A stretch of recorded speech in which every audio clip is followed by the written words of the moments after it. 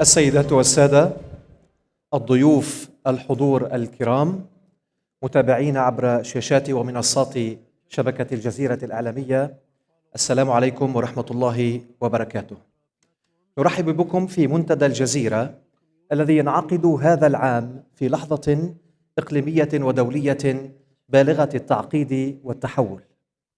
يأتي هذا المنتدى بعد حرب امتدت عامين على قطاع غزة، شكلت محطة فاصلة في مسار الصراع الفلسطيني الإسرائيلي، ودفعت بالقضية الفلسطينية إلى مرحلة جديدة تتبدل فيها السياقات وتزداد فيها الآفاق غموضا. هذه الحرب كشفت عن محاولات ممنهجة لفرض وقائع جديدة على الأرض new realities on the ground, demographically and geographically, and has raised deep questions regarding the future of the Palestinian cause and the possibility of reaching a settlement that is fair and just in light of the discrepancy in the balance of powers and a conflict that the military power was not able to settle. For the next 3 days, Al-Jazeera Forum seeks to deal with the geopolitical and strategic changes that are witnessed in the Middle East to be discussed and their reflection on the balance of power regionally and internationally, in where crises are being even deeper and other roles, regional and international, are on the rise.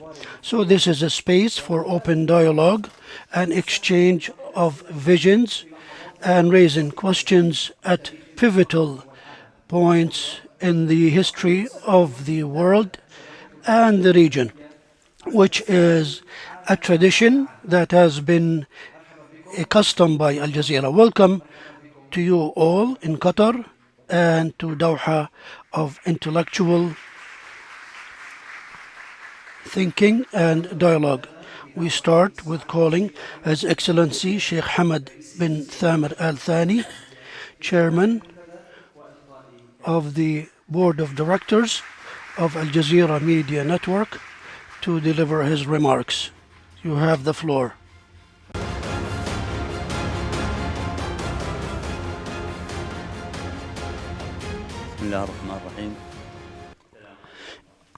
In the name of Allah, the Gracious, the Merciful. Excellencies, esteemed guests, I'm glad to welcome you all in Doha to this 17th Al Jazeera Forum, and your presence honors us, and I welcome specifically His Excellency Dr. Hassan Sheikh Mahmoud, President of the Republic of Somal, and the Foreign Minister of the Islamic Republic of Iran, Abbas Araqji, and the Chairman of the Communications Department in the Presidency of Turkey, Burhan ad-Din Duran, and welcome to all of you. And it is a source of honor for us, your presence. Esteemed guests, this forum comes at a time where there are big questions and big transformations. And this has an important theme which reflects a new reality that is being formulated in front of our eyes, where power and the law intersect, and also we see changes in the region as well.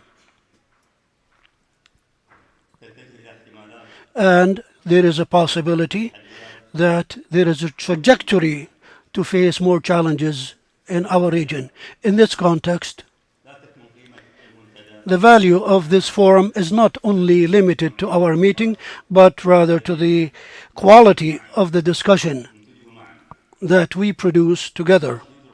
A discussion that realizes that big issues are not contained in a black and white discussion, but rather a critical discussion and analysis and raising questions that bring about more wise decisions in the future. Esteemed guests, the Palestinian cause during the past 2 years of war by Israel on Gaza that has put it on a pivotal point. The Israeli occupation seeks to reoccupy Gaza by displacing its people or settling parts of it and confiscating parts of the West Bank in order to settle the issue once and for all and to prevent the establishment of a Palestinian state. So these events have led to the Palestinian cause being at the forefront of the international attention when it was about to be disappearing between settlements that would lead to the Palestinians losing all the rights. Genocide in Gaza now is really being met with depth and sympathy worldwide, and a championship move from the whole world that has never been witnessed before. So the Palestinian cause now is an international request where people in the East and the West are trying to go with recognizing this conflict as one that will not be settled by wars. Al-Jazeera hosting this forum is an extension of its main mission, which is to be belonging to the people and the viewers, and a bridge that links events with their contexts. As we know, Al Jazeera has sacrificed to a great deal in shedding light on what's happening in the world, and they paid a heavy and dear price of its correspondents. We know the number of the correspondents and reporters who have been martyred in Palestine, in Syria, and Iraq, and Libya, and Yemen. We lost reporters who have provided the ultimate price, which is their life, for the sake of the truth. And they were targeted only because they wanted to report the truth to the world. And the last example on that in Gaza is a witness to that. So we remember those martyrs who have put forward and sacrificed their life for the sake of the truth to be reported to the whole world, and Al Jazeera is still going with reporting the truth to the world with its arsenal of great reporters and correspondents seeking to report the whole truth to the world. We know that the media nowadays is facing a real test because there is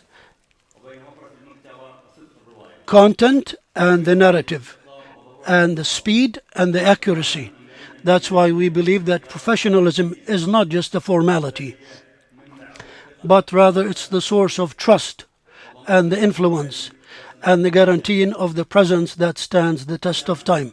In conclusion, I thank our guests once again, and I thank those panelists and all colleagues in the network for the effort that they have exerted in order to produce this forum in the way that it deserves, and I'm confident that this will be a space for the exchanging of views, and it will open new windows in order to have common understanding. Thank you. May the peace and blessings of Allah be upon you all. Thank you.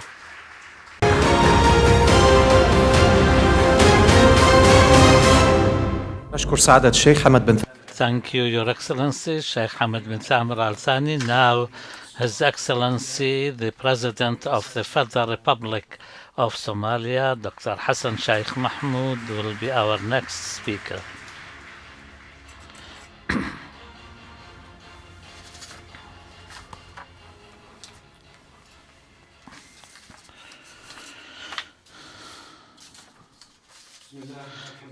In the name of God, the most merciful, the most compassionate, may the blessings of Allah be upon His Messenger and upon you all, ladies and gentlemen.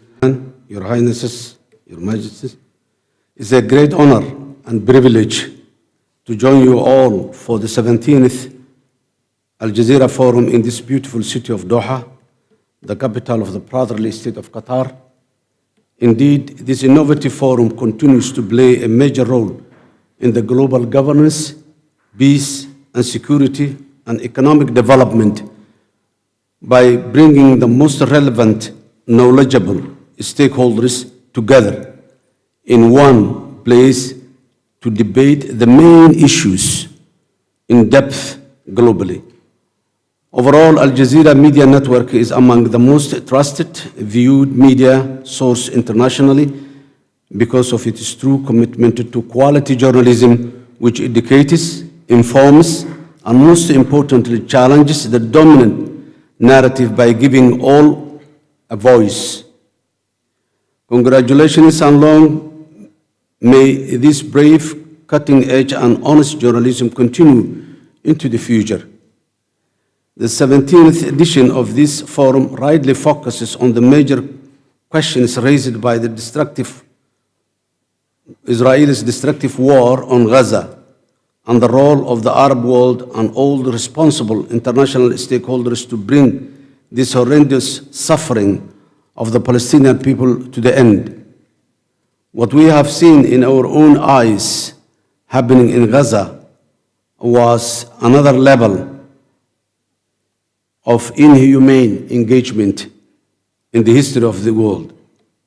This must remain an international priority despite all other challenges globally, simply because without an equitable, legal, durable solution based on the two-state solution that the world has been advocating for long, it will otherwise be a recurrent misfortune that the world will experience more. This situation will just escalate further, endangering the fragile regional stability and progress. Excellencies, ladies and gentlemen, we are living in a truly turbulent and uncertain times where everything we know is changing rapidly. Some changes are positive, like the advancements in technology, healthcare, and science, while others are very much concerning. Key among the global concerns is the weakening of the established rules based on international order. That order is not intact anymore. That order, which while not completely perfect, guided the world in a positive way. Although it's not completely perfect, but lays out a means through which all nation states can coexist, collaborate, and cooperate amicably. The established international law and diplomatic norms on respecting national sovereignty, territorial integrity, and promoting peace among nations is under threat right now. An experience that the world has passed in a very old times is appearing again. The mighty is right. The institutions we agreed on to safeguard these sacred rules and values after the Second World War, like the United Nations, are under grave threat. Multilateralism as a whole appears to be retreating when it's needed more than ever to assert itself and respond to an existential common challenges which threaten all humanity today. This is a dangerous and not a situation that we can be in for much longer. The world has to wake up and stand against the perpetrators of the international norms. We must reflect, reevaluate, and return to the path of common purpose and agreed universal rules. This will ensure global stability, sustainable development, and purposeful multilateralism is maintained and advanced again. Excellencies, ladies and gentlemen, in Somalia, we are proudly contributing to regional security and stability by bravely continuing the successful fight against international terrorism in our country. Through a systemic military, ideological, and financial strategy of action, We are actively defeating the twin criminals of Al-Qaeda and ISIS. Our sacrifices in this endeavor are not for Somalia alone. It is for the security and stability of all, particularly in our region and the wider world. In this regard, we remain grateful for the support of all our international partners in this objective of defeating the terror. Excellencies, ladies and gentlemen, the Red Sea is a fundamental for global security, stability, and trade. It is a space shared by many nations, including Somalia, which can embed global stability and advance economic development through commerce. The Red Sea is an economic artery for the prosperity and opportunity when strategically and cooperatively utilized. However, the Red Sea security remains challenged by regional tensions, destabilizing geopolitical posturing, and dangerous meddling, like in the case of Israel illegally interfering with Somalia's sovereignty and territorial integrity in December last year. This reckless and fundamentally wrong and illegal action under international law undermines stability, security, and trade in a way that affects the Horn of Africa, the Red Sea, and the wider world. It's not only violating the sovereignty and territorial integrity of Somalia. The action of Israel challenges the very fundamental existing of the African continent and what Africa has agreed, the African Union Constitutive Chart, which recognizes all the African borders and clearly rejected the secessionism and violation of established borders. Going forward, the Somali government and people are committed to continuing our successful state-building process with a renewed focus on inclusive politics, economic development, institution building, and productive international partnership. The Somali people have suffered a long time, but now the light is at hand. Our government is standing firmly by the principles of the international law, which safeguards national sovereignty, territorial integrity, and collaboration for global public goods. We strongly warn against a deterioration of the existing international rule-based order, which can easily return the whole world to the dark past wars, instability, and displacement we seek to never return to our world. We also should never return to the era where might is always right. The Palestinian people's cause is a good example for that.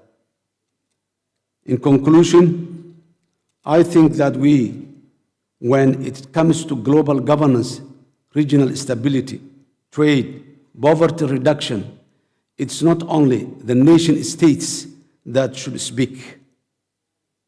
Room must be made for civil society, media, intellectuals, lawmakers, and anybody who or organization that can add value to that cause.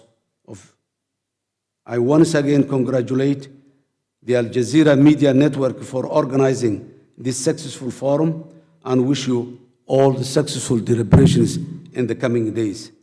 I thank you all. Thank you.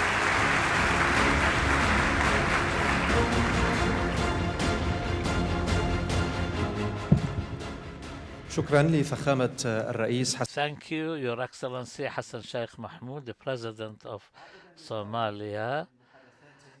He just returned from very important talks in the context of peacemaking in this area and coming back from the Sultanate of Oman. We invite His Excellency Abbas Arakchi, the Foreign Minister of Iran, to deliver his remarks.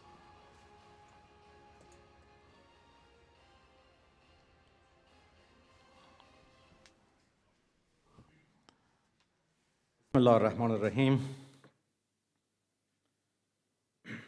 Your Excellency Sheikh Hamad bin Samir Al-Thani, Excellencies, distinguished colleagues, ladies and gentlemen, Assalamu alaikum wa rahmatullahi wa barakatuh. It's a privilege to address you at this distinguished forum and discuss the profound question of our region, Palestine. Let me begin with the fact that the region has learned through decades of painful experience, and that the world is learning again at a terrible human cost. Palestine is not one issue among many. Palestine is the defining question of justice in West Asia and beyond. It is the strategic and moral compass of our region.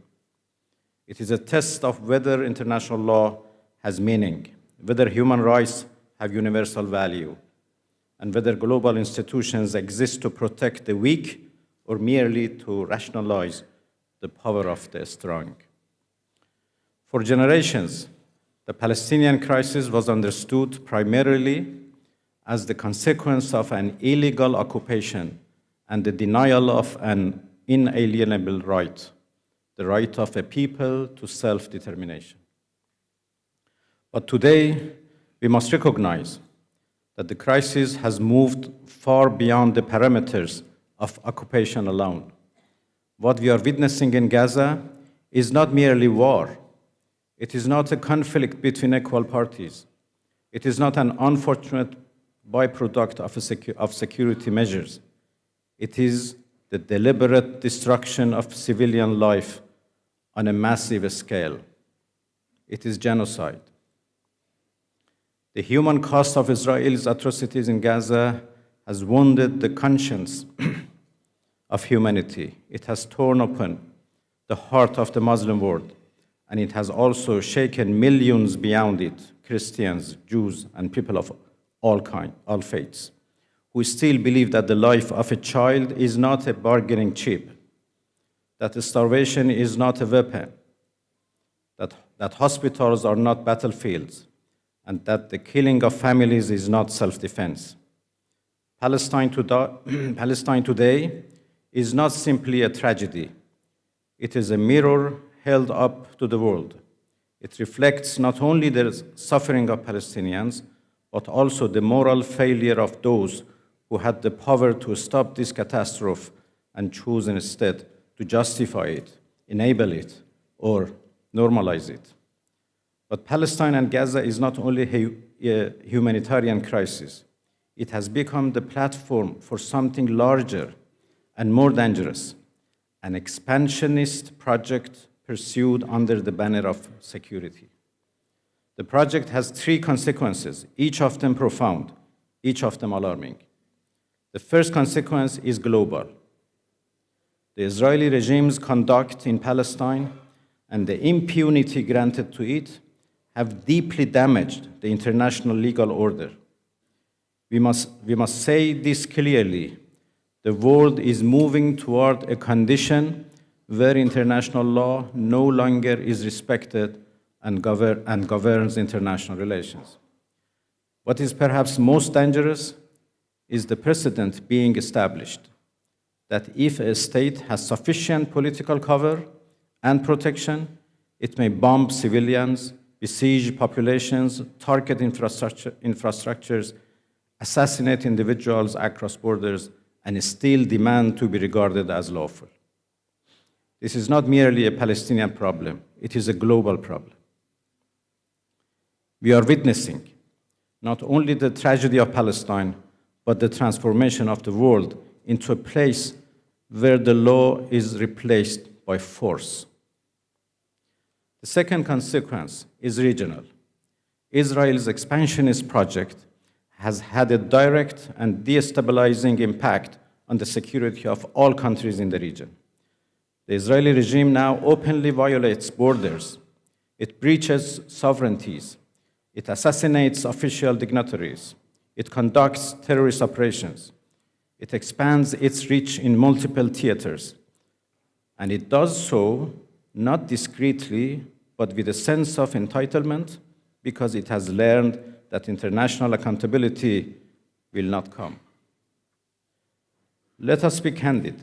If the Gaza issue is settled through destruction and forced displacement, if that becomes the model, then the West Bank will be the next. Annexation will become policy. This is the essence of what has long been called the Greater Israel. The question, therefore, is not whether Israel's actions threaten Palestinians alone.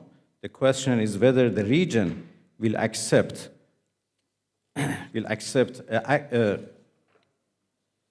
future in which borders are temporary, sovereignty is conditional, and security is determined not by law or diplomacy, but by the ambitions of a militarized occupier. The third consequence is structural, and perhaps the most dangerous. Israel's expansionist project requires that neighboring countries be weakened, militarily, technologically, economically, and socially, so that the Israeli regime permanently enjoys the upper hand. Under this project, Israel is free to expand its military arsenal without limits, including weapons of mass destruction that remain outside any inspection regime. Yet, other countries are demanded to disarm. Others are pressured to reduce defensive capacity. Others are punished for scientific progress. Others are sanctioned for building resilience. Nobody should be confused. This is not arms control. It is not non-proliferation. It is not security. It is the enforcement of permanent inequality. Israel must have a military, intelligence, and a strategic edge, and others must remain vulnerable. This is a doctrine of domination. Ladies and gentlemen, this is why the Palestinian question is not only a humanitarian issue, it is a strategic issue. It is not only about Gaza and the West Bank, it is about the future of our region and the rules of the world. So what must be done? It is not enough to express concern. It is not enough to issue statements. It is not enough to mourn. We need a coordinated strategy of action.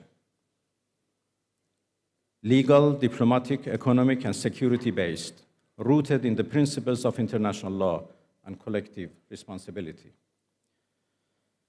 First, the international community must support legal mechanisms without hesitation. Second, there must be consequences for violations. We call for comprehensive and targeted sanctions against Israel, including an immediate arms embargo, the suspension of military and intelligence cooperation, restrictions on officials, and banning trade. Third, we need a credible political horizon grounded in law. The international community must affirm the end of occupation, the right of return and compensation in accordance with international law, and the establishment of a unified and independent Palestinian state with Al-Quds al-Sharif as its capital. Fourth, the humanitarian crisis must be treated as a matter of urgent international responsibility. Collective punishment must never be normalized. Fifth, regional states must coordinate to protect sovereignty and deter aggression. The principle must be clear. Security cannot be built on the insecurity of others. And finally, the Islamic world, the Arab world, and the nations of the global South must build a united diplomatic front. The Organization of Islamic Cooperation, the Arab League, and the regional organizations must move beyond symbolism toward coordinated action. Legal support, diplomatic initiatives, economic measures, and strategic messaging. This is not about confrontation. It is about preventing the region from being reshaped by force. Dear colleagues, let no one miscalculate. A region cannot be kept stable by allowing one actor to act above the law. The doctrine of impunity will not produce peace.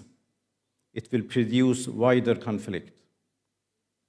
The path to stability is clear.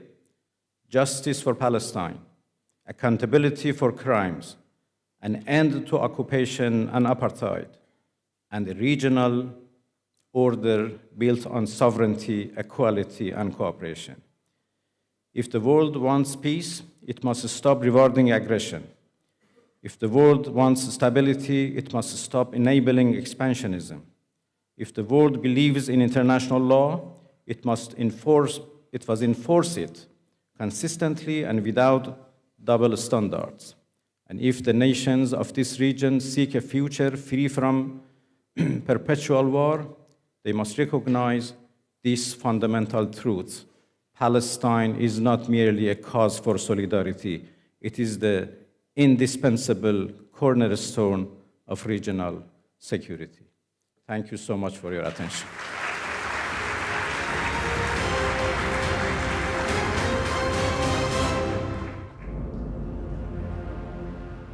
شكرا سعادة الدكتور عباس. Thank you, Your Excellency Abbas Araqji. Now we call Dr. Burhanuddin Duran, Head of the Directorate of Communications of the Republic of Turkey.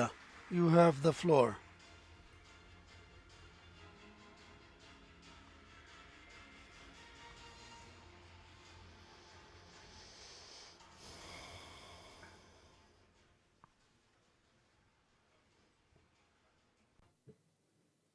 Excellencies, distinguished guests, ladies and gentlemen, it's a profound honor to join you at the 17th Al Jazeera Forum at a moment when our region and our world stand at a historic crossroads.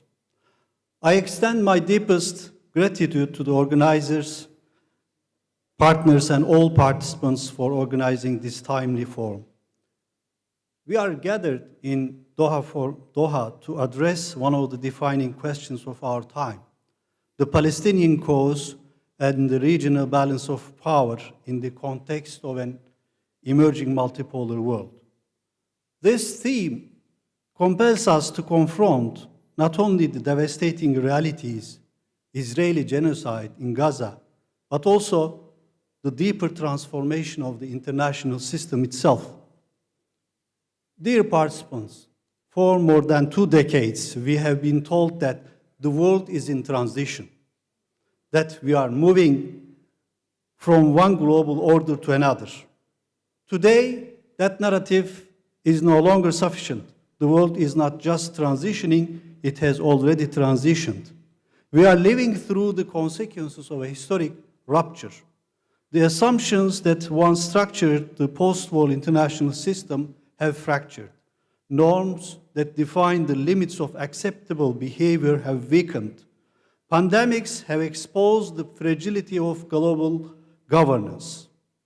Genocide, in the case of Israeli genocide, has returned to the center of international politics, not as an exception, but as a tolerated reality. International institutions designed to prevent these strategies failed publicly, repeatedly, and structurally. As we move into 2026, international system is characterized by fragmentation, competition, and institutional fatigue. Great power rivalry increasingly dominates global agendas. In this environment, uncertainty is now structural reality. What fundamentally distinguishes our era is the full integration of information warfare into the logic of conflict itself. Wars are no longer confined to physical battlefields. They are fought through narratives, digital platforms, and perception management. Technology companies, platform owners, and algorithm designers have emerged as powerful non-state actors capable of shaping political outcomes without democratic accountability.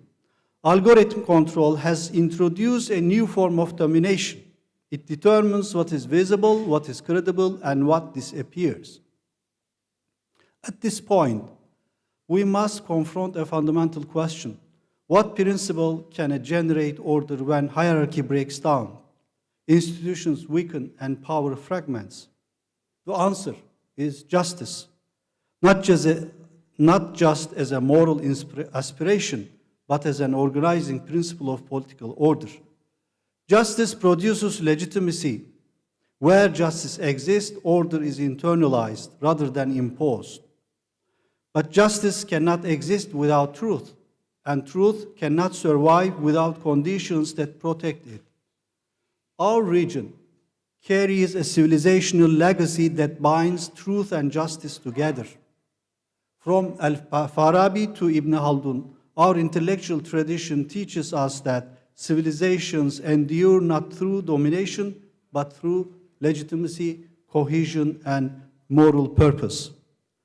Distinguished guests, the Middle East today is experiencing multiple and overlapping crises. The center of gravity is shifting. Influence today is no longer measured solely in military terms. It is defined by economic capacity, diplomatic networks, reconstruction leverage, and coalition-building ability. Secondly, the boundaries between security and humanitarian domains have collapsed.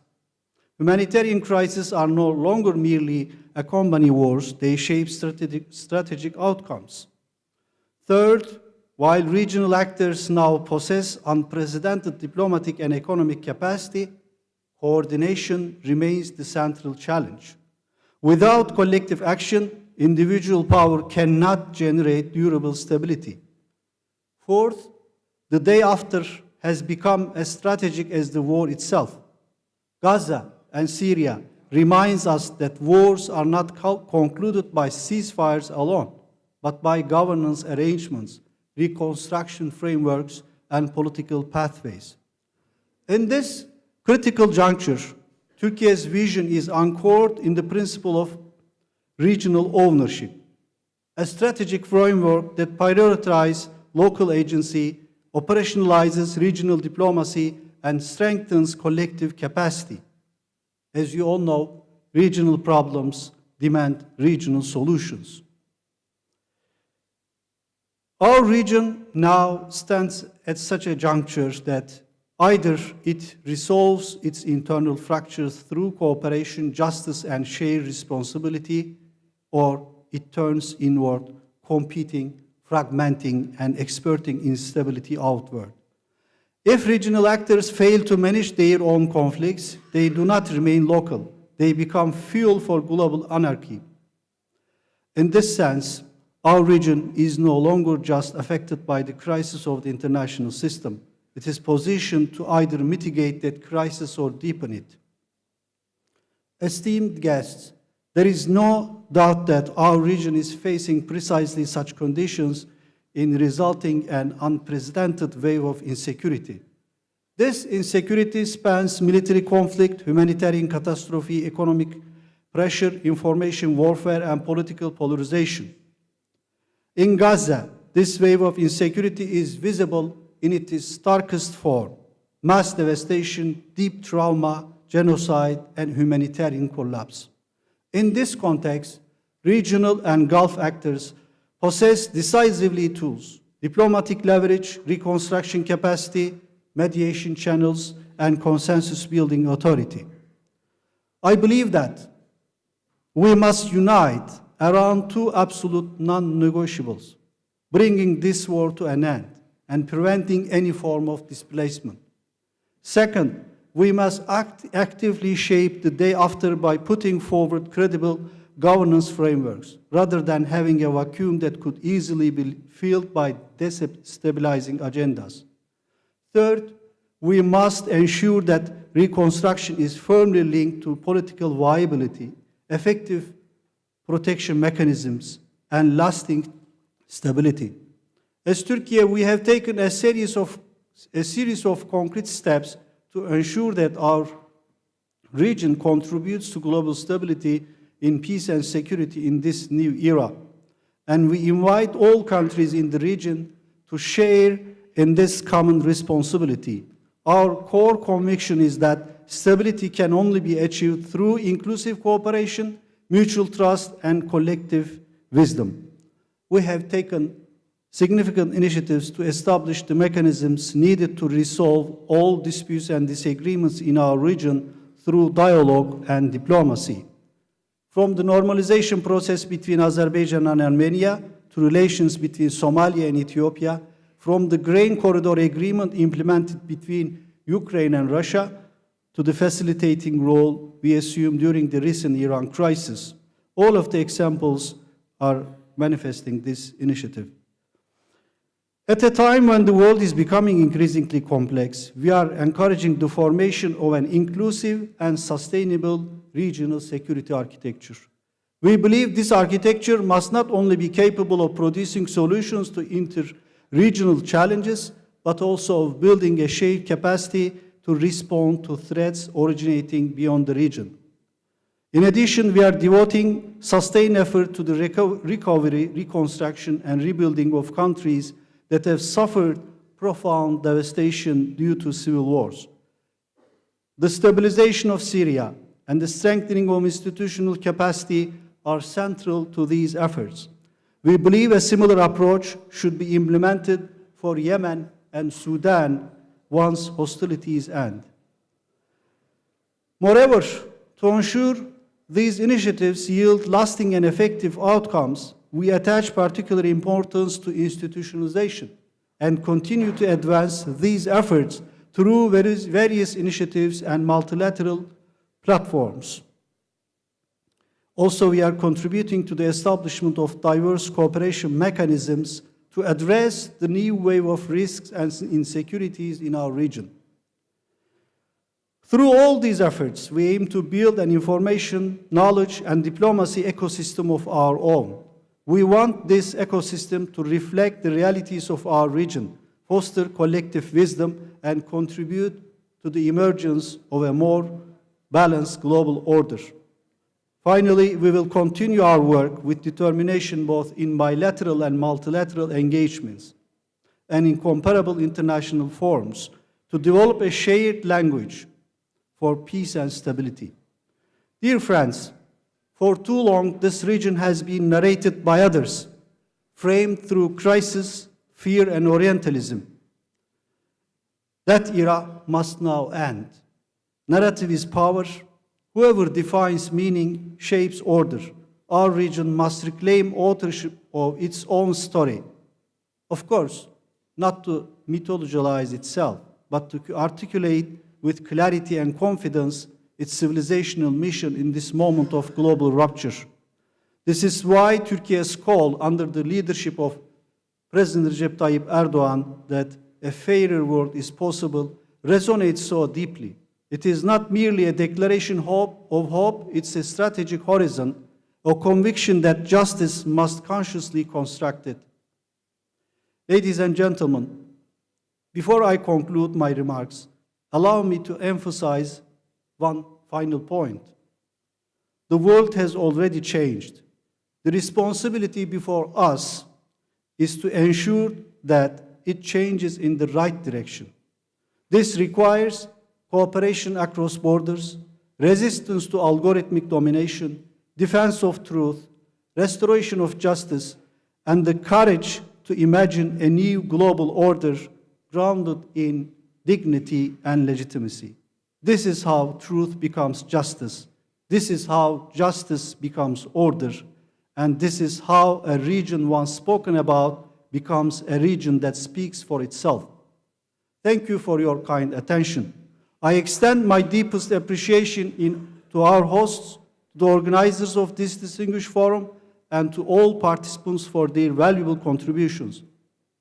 I hope that our deliberations today will not only enrich our understanding, but also inspire collective action toward a more just, peaceful, and humane international order. Thank you very much.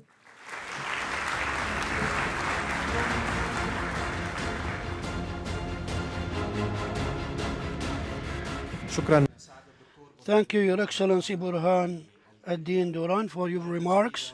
Once again, welcome to all of you to Al Jazeera Forum. Now we take a break for 15 minutes, then we resume the first session of this forum. Thank you.